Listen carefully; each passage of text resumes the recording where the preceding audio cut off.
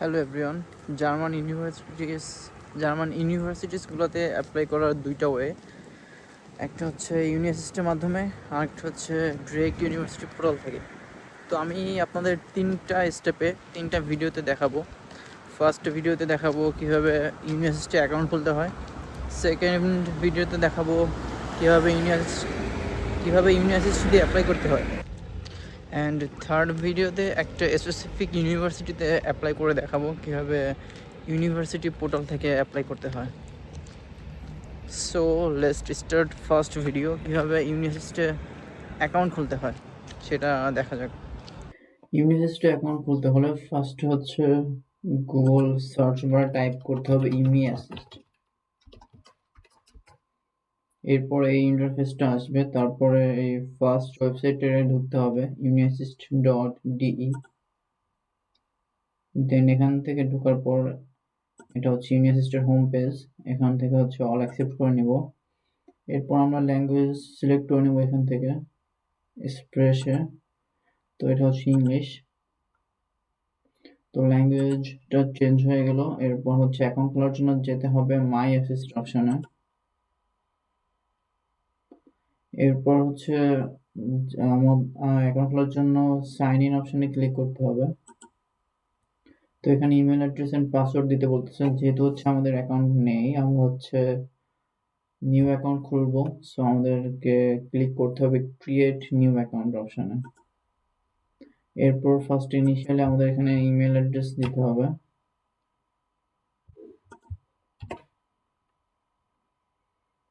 দেন হচ্ছে আমাদের একটা পাসওয়ার্ড দিতে হবে।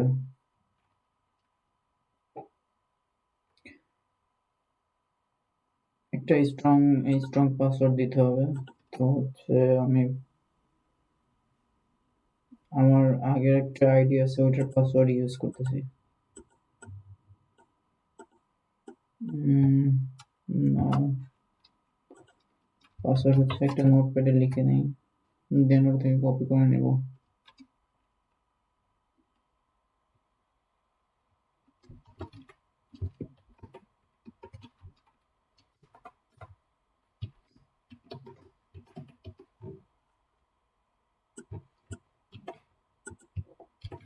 সো একটা স্ট্রং পাসওয়ার্ড দিয়ে দিচ্ছি। এখন আমাকে এটাকে অ্যাগ্রি করতে হবে, দেন ক্রিয়েট নিউ অ্যাকাউন্ট। সো আমার একটা ইমেল গিয়েছে, তো ওখান থেকে হচ্ছে আমাকে কনফার্মেশন করতে হবে। মেইলটা দেখতে পাচ্ছেন, এই মেইলটা আসছে ইউনিভার্সিটি থেকে, এর অ্যাকাউন্ট অ্যাক্টিভেশন। তো হচ্ছে আমার এই অ্যাকাউন্টটা অ্যাক্টিভ করতে হবে। অ্যাক্টিভেশন লিংকে ক্লিক করলে অ্যাকাউন্ট অ্যাক্টিভ হয়ে যাবে।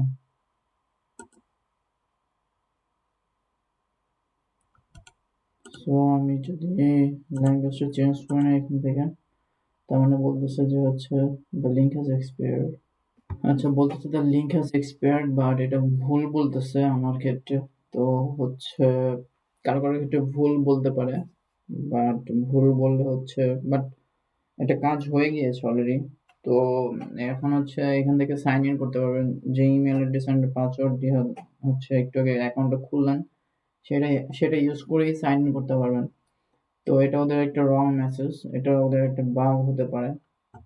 তো সাইন ইন অপশনে ক্লিক করে আমি এই ইমেল অ্যাড্রেসটা ইউজ করে অ্যাকাউন্টটা খুলেছিলাম। আমি পাসওয়ার্ডটা দিব এখানে।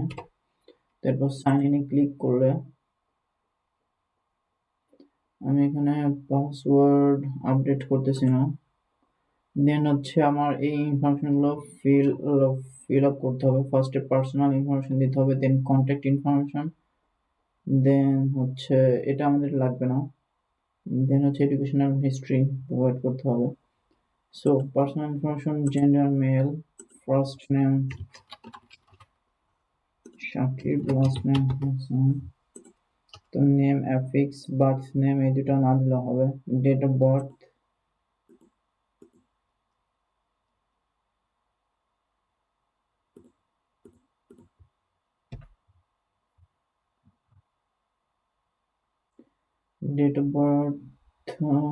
সিলেক্ট করে নিচ্ছি। এরপর প্লেস অফ বার্থ, পাসপোর্টে যেটা সেটা দিতে হবে। সিটিজেনশিপ বাংলাদেশ।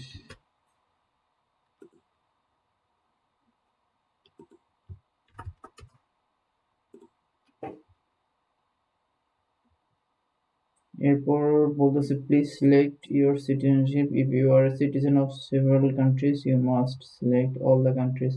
সো আমি তো হচ্ছে একটা কান্ট্রির সিটিজেন, সো হচ্ছে এই জন্য একটাই। এরপর আস্ক করতেছে are you married to a citizen of European Union or the European Economic Area who is working in Germany.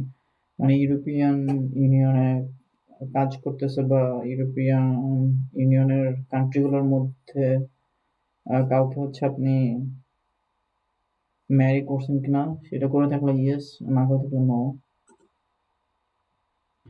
Then I have come to Germany as a refugee and I am interested in further information for refugee applications.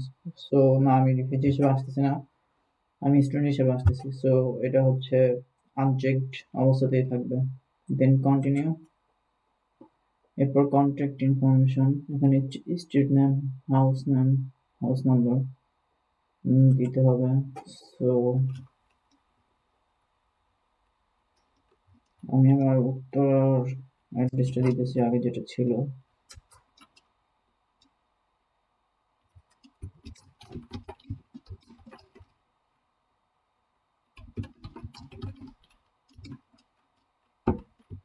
Randomly একটা address দিলাম, আগেরটা দিলাম না। দেন হচ্ছে extra information যদি থাকে like sector,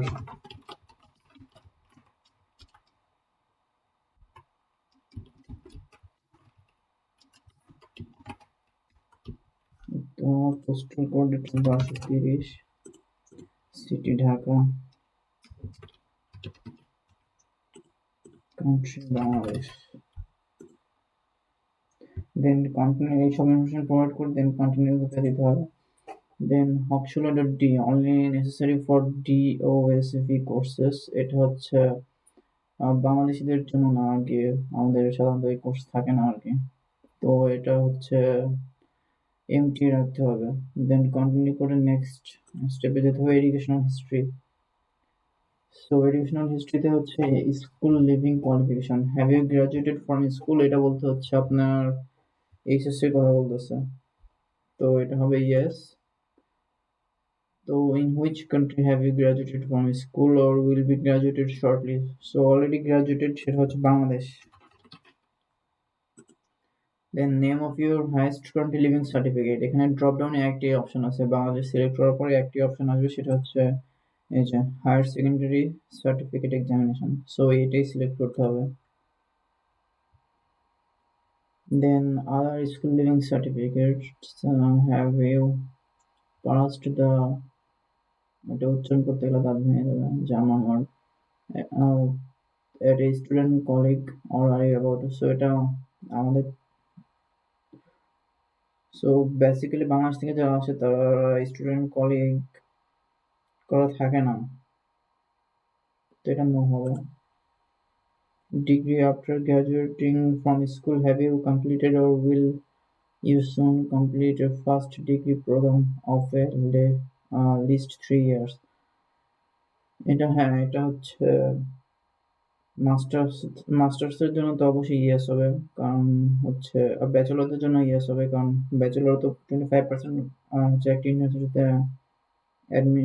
admit হয়ে complete করতে হয়, তো সবার জন্য এটা ইয়েস হবে। দেন হচ্ছে ওই ইউনিভার্সিটির ইনফরমেশনটা দিতে হবে আর কি ব্যাচেলরের। দেন কান্ট্রি বলতেছে বাংলাদেশ, ইউনিভার্সিটি নেম, তো মোস্ট অফ দ্য কেসেসে ইউনিভার্সিটিগুলো ওদের লিস্ট করে থাকে কান্ট্রি ওয়াইজ, তো এখান থেকে হচ্ছে সিলেক্ট করে দিতে পারবেন। আর যদি হচ্ছে ওদের লিস্টে না থাকে তাহলে আদার ইউনিভার্সিটি, ওদের লিস্টে নাই বাট আপনার ইউনিভার্সিটি H+ ক্যাটাগরিতে আছে, তো সেক্ষেত্রে হচ্ছে আপনি আদার ইউনিভার্সিটিতে ক্লিক করে দেন হচ্ছে আদার ইউনিভার্সিটিতে ক্লিক করলে হবে, ইউনিভার্সিটির নাম দেওয়া লাগবে না। তো আমার ইউনিভার্সিটি যেহেতু লিস্টেড, সার্চ করলেই চলে আসতেছে, তো এই জন্য আমি এটাই সিলেক্ট করলাম। The name of the university degree that you have earned or will be earning shortly. তো এটাও সার্চ করলে আসবে bachelor of science,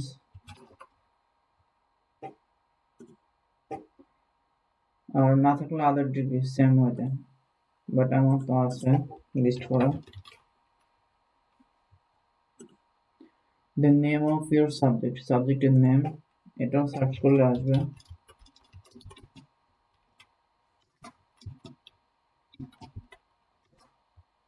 computer science and engineering, আর না থাকলে আদার সাবজেক্ট। সো এগুলো ইনফরমেশন দিতে হবে। অ্যাকাউন্ট খোলা একদম ইজি।